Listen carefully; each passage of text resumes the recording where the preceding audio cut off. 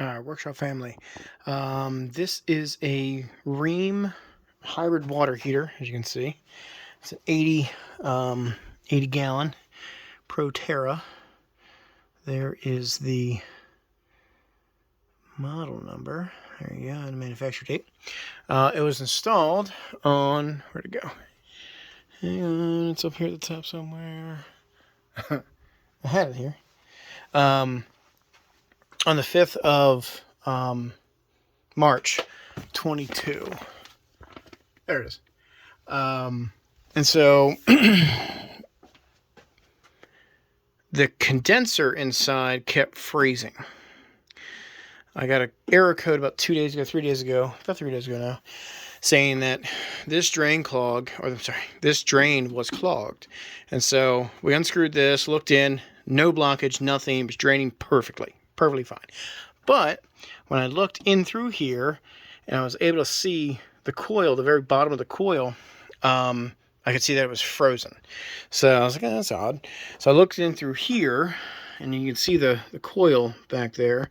I could see the bottom quarter of it was frozen as well. And then I started getting codes saying that the compressor was experiencing high temperatures and it was shutting itself off. The code was A005.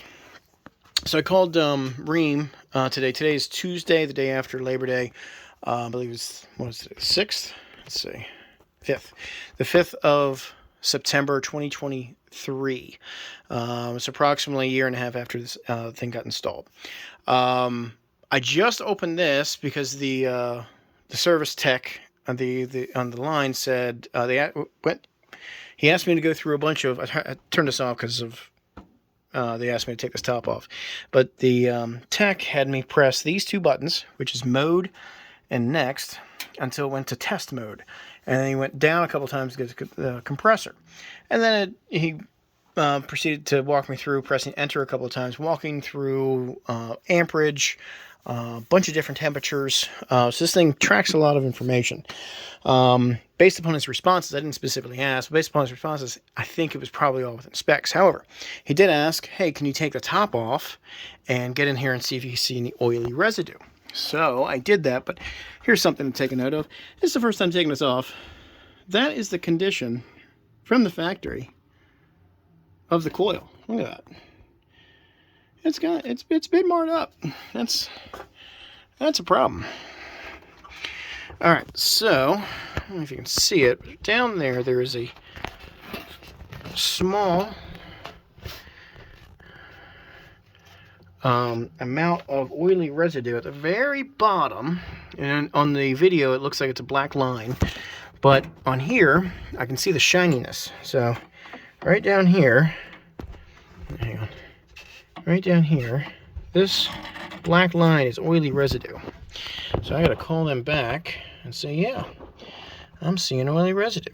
Let me see if I can get a better picture of it.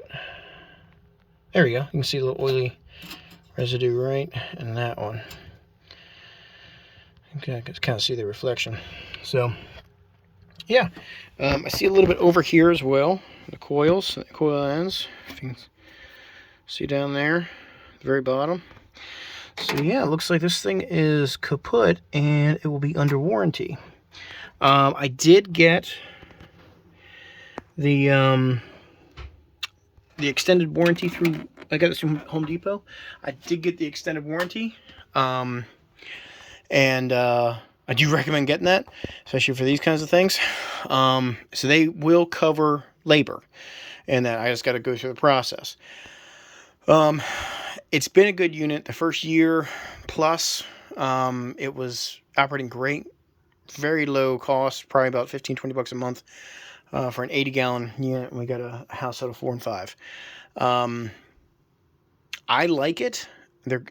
I'm going to assume that they're going to replace it because it's only a year and a half old. And it's a closed. The compressor is a closed system, so they can't, replace a part on this because it's a closed system per their manual.